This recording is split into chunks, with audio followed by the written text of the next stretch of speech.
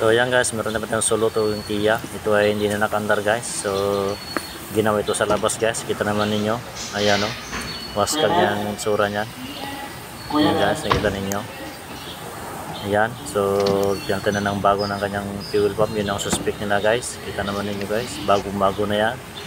So nakagastos yung mayari guys. Ayan. Meron pa yung mga wiring yan din guys. So ginaganda ng wire. So ito yung kanyang kahimtang guys, kita ninyo ang kanyang ECU, yan tinanggal talaga at binaklas talaga guys kasi ito yung suspect nila guys na meron daw problema na hindi maandar yung unit.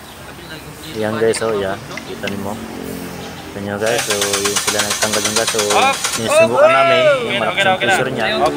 So check namin yung kanyang fuel niya. Sus, naku, binuo ko guys, kita ninyo, ayan ang salary. Kasi hindi pa na makandar natin. Ayan yung gasolina. Ayun o. Sa unleaded.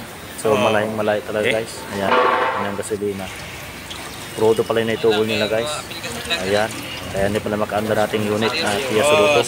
Ayan body. Shout out sa iyo buddy. Ayan. Ayan yung mga fans ko guys. Ayan. So ayan guys. Malinis na ang kanyang tangke. So pwede na. Nagay namin yung kanyang fuel pump.